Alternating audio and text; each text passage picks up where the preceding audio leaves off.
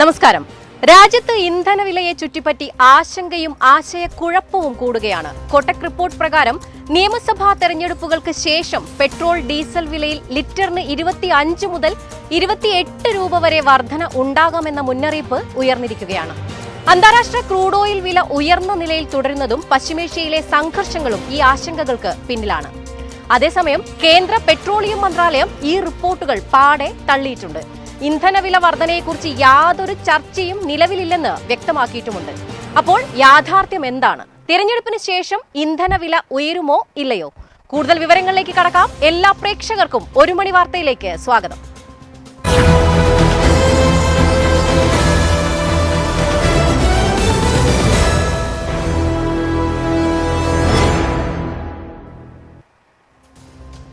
ഇറാനെതിരെ യുദ്ധം ചെയ്യാൻ പിന്തുണ തേടി ഇസ്രായേൽ പ്രധാനമന്ത്രി ബെഞ്ചമിൻ നെതന്യാഹു മുൻ അമേരിക്കൻ പ്രസിഡന്റുമാരെ സമീപിച്ചിരുന്നതായി മുൻ US സ്റ്റേറ്റ് സെക്രട്ടറി ജോൺ കെറിയുടെ വെളിപ്പെടുത്തൽ.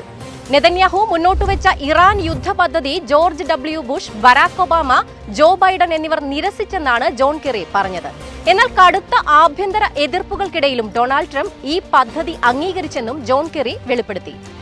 നെതന്യാഹുവിനെ പദ്ധതിയെ ട്രംപിന്റെ സംഘത്തിലെ പ്രധാന അംഗങ്ങൾ പരിഹാസ്യമെന്ന് വിശേഷിപ്പിക്കുകയും എതിർക്കുകയും ചെയ്തിരുന്നു. എന്നാൽ ഇറാന്റെ നേതൃത്വത്തെ ദുർബലപ്പെടുത്തുക എന്ന ട്രംപിന്റെ സ്വന്തം താൽപര്യങ്ങളുമായി ഈ പദ്ധതി യോജിച്ചു പോകുന്നതായിരുന്നു. അതിന്റെ ഫലമായി ആഭ്യന്തര എതിർപ്പുകൾ അവഗണിച്ച് 2 ആഴ്ചയ്ക്കുള്ളിൽ ഓപ്പറേഷൻ എപ്പിക് ഫ്യൂറി എന്ന പേരിൽ ട്രംപ് ഈ പദ്ധതിക്ക് അംഗീകാരം നൽകുകയായിരുന്നുവെന്നും കെറി വ്യക്തമാക്കി.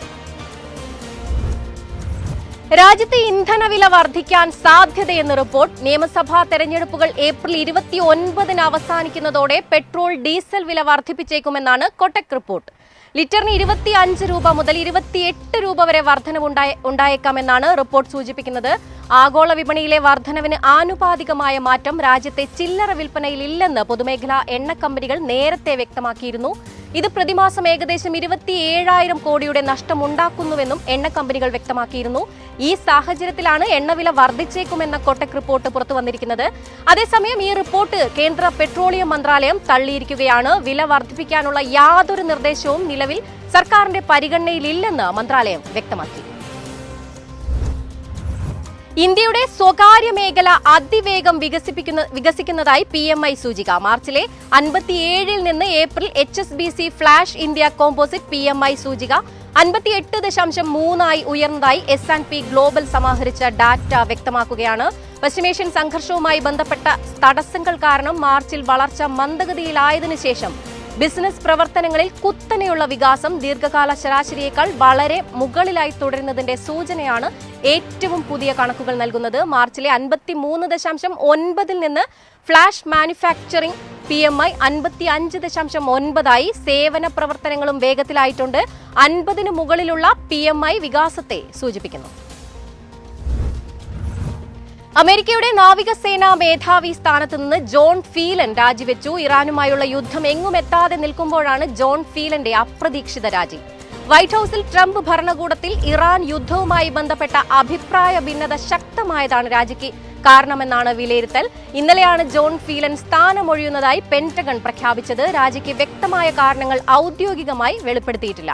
ജോൺ ഫീലന് പകരം under secretary Hung Cao US നേവിയുടെ ആക്ടിംഗ് നേവി സെക്രട്ടറിയായി ചുമതലയേറ്റു. Army chief of staff general Randy ജോർജിനെ മാറ്റിയതിന് തൊട്ടു പിന്നാലെയാണ് US നേവി സെക്രട്ടറിയുടെയും പടിയിറക്കം.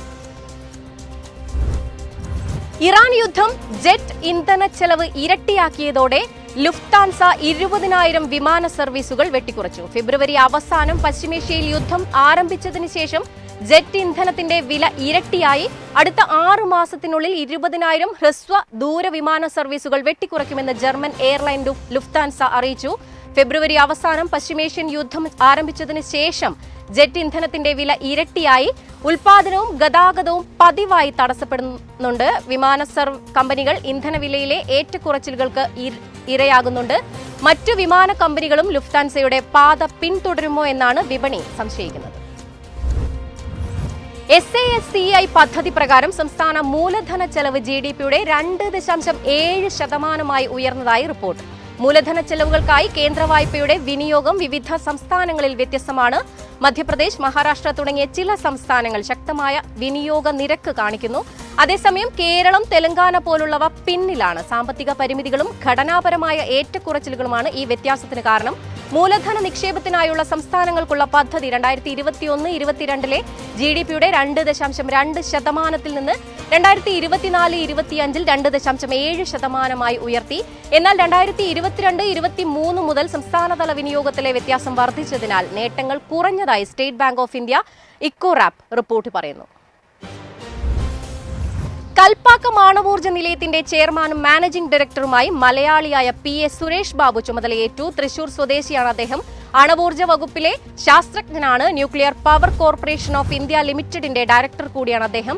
ആണവോർജ്ജ മേഖലയിൽ 37 വർഷത്തിലേറെ പ്രവൃത്തി പരിചയമുള്ള സുരേഷ് ബാബു രാജ്യത്തെ പ്രഷറൈസ്ഡ് ഹെവി വാട്ടർ റിയാക്ടറുകളുടെയും പ്രഷറൈസ്ഡ് വാട്ടർ റിയാക്ടറുകളുടെയും വികസനത്തിൽ നിർണായക സംഭാവനകൾ നൽകിയിട്ടുണ്ട്. തമിഴ്നാട്ടിലും പശ്ചിമ ബംഗാളിലും നിയമസഭാ തെരഞ്ഞെടുപ്പിന്റെ വോട്ടെടുപ്പ് പുരോഗമിക്കുകയാണ്. ഇരു സംസ്ഥാനങ്ങളിലും ശക്തമായ പോളിംഗ് ആണ് രേഖപ്പെടുത്തിക്കൊണ്ടിരിക്കുന്നത്. ബംഗാളിൽ ആദ്യ 4 മണിക്കൂറിൽ 41.11% പോളിംഗ് നടന്നതായാണ് റിപ്പോർട്ടുകൾ സൂചിപ്പിക്കുന്നത്. തമിഴ്നാട്ടിലെ 234 സീറ്റുകളിലേക്കാണ് വോട്ടെടുപ്പ് നടക്കുന്നത്. വോട്ടെടുപ്പിൽ ജനങ്ങൾ കാണിക്കുന്ന ആവേശം ദ്രവീഡിയൻ മാതൃകയിലുള്ള ഭരണത്തിനും ക്ഷേമ പദ്ധതികൾക്കുമുള്ള പൊതുജന പിന്തുണയാണ് പ്രതിഫലിക്കുന്നതെന്ന് DMK നേതാവ് A. രാജ വോട്ട് രേഖപ്പെടുത്തിയ ശേഷം പറഞ്ഞു. DMK നേതൃത്വത്തിലുള്ള സഖ്യം 200-ലധികം സീറ്റുകൾ നേടുമെന്നും സ്റ്റാലിൻ മുഖ്യമന്ത്രിയായി തിരിച്ചെത്തുമെന്നും അദ്ദേഹം ആത്മവിശ്വാസം പ്രകടിപ്പിക്കുകയും ചെയ്തു. വോട്ടെടുപ്പിൽ ജനം ശരിയായ വിധിയെഴുത്ത് നടത്തുമെന്നും NDA അധികാരത്തിലെത്തുമെന്നും അണ്ണാമലൈ അഭിപ്രായപ്പെട്ടു.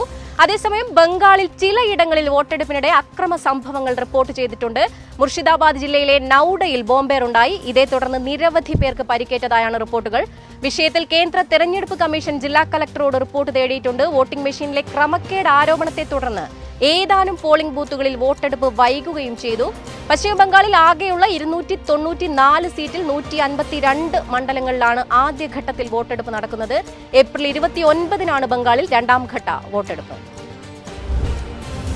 സംസ്ഥാന സിലബസ് ഉള്ള സ്കൂളുകളിൽ 2026-27 അധ്യയന വർഷം എല്ലാ ക്ലാസുകളിലേക്കുമുള്ള പ്രവേശനം മെയ് 2-ന് ആരംഭിക്കും. ജൂൺ 1-ന് പ്രവേശനോത്സവത്തോടെ ക്ലാസ് തുടങ്ങും. വിദ്യാഭ്യാസ അവകാശ നിയമപ്രകാരം 1-ാം ക്ലാസ് പ്രവേശനത്തിന് കേന്ദ്ര സർക്കാർ നിശ്ചയിച്ച കുറഞ്ഞ പ്രായപരിധി 6 വയസ്സാണ്. എന്നാൽ സംസ്ഥാനത്ത് കേരള വിദ്യാഭ്യാസ ചട്ടപ്രകാരം പ്രായപരിധി 5 വയസ്സായി 2026-27 അധ്യയന വർഷത്തേക്ക് കൂടി തുടരുമെന്ന് പൊതുവിദ്യാഭ്യാസ വകുപ്പ് വ്യക്തമാക്കിയിട്ടുണ്ട്. പ്രവേശനത്തിന് പരീക്ഷ നടത്തരുത്. 1 മുതൽ 8 വരെ ക്ലാസുകളിലെ കുട്ടികൾക്ക് പുസ്തകം, യൂണിഫോം എന്നിവ പൂർണ്ണമായും സൗജന്യമാണ്. സ്കൂൾ അറ്റകുറ്റപ്പണികൾ മെയ് 30-നകം പൂർത്തിയാക്കി തദ്ദേശ സ്ഥാപനത്തിൽ നിന്ന് ഫിറ്റ്നസ് സർട്ടിഫിക്കറ്റ് വാങ്ങണം.